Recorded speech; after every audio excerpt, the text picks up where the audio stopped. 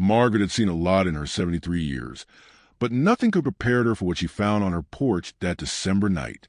Two small children, a boy and a girl, huddled together under a thin blanket, their lips blue from the cold. Their parents, a young couple on motorcycles, stood shivering beside them, desperation carved into every line of their faces. The father's leather vest had a patch she recognized instantly. Hell's Angels.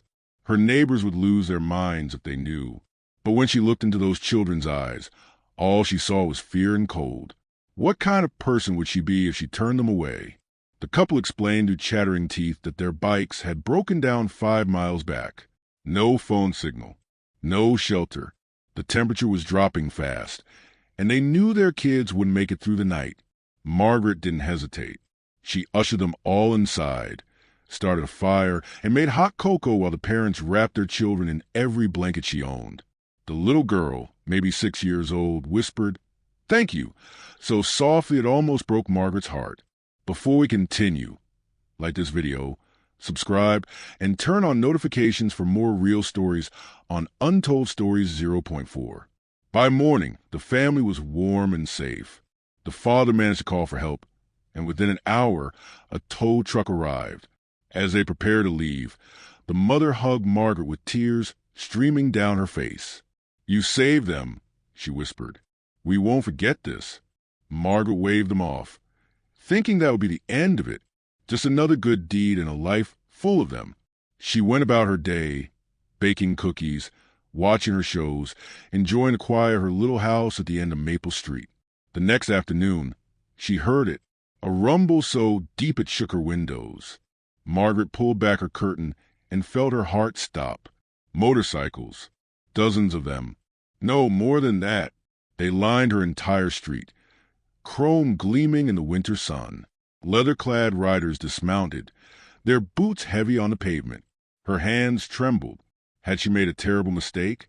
Were they here to intimidate her? Rob her? Then she saw him, the father from last night, walking toward her door with his little girl's hand in his. Behind him, the riders began unloading their bikes. Tools, lumber, paint, shingles. Margaret opened the door, confused and terrified.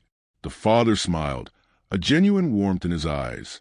"Ma'am, you saved my family when you didn't have to. When everyone else would have shut the door on us because of these patches we wear. We're not here to scare you. We're here to say thank you." For the next 8 hours, 150 Hell's Angels members repaired Margaret's sagging porch, fixed her roof, painted her fence, cleared her overgrown yard, and even installed a new water heater she'd been putting off for 2 years. They worked in silence mostly, with a precision and respect that brought tears to her eyes. Neighbors peeked through curtains, mouths hanging open. When they finished, the father handed her an envelope. Inside was enough money to cover her heating bills for the entire winter. "Family takes care of family," he said simply. "And last night you became family." Margaret learned something that day that she'd carry with her forever. Kindness isn't about who deserves it or what they look like or what patches they wear. It's about seeing another human being in need and choosing, in that moment, to be the light in someone's darkness. Because you never know when that small act of compassion might just change everything.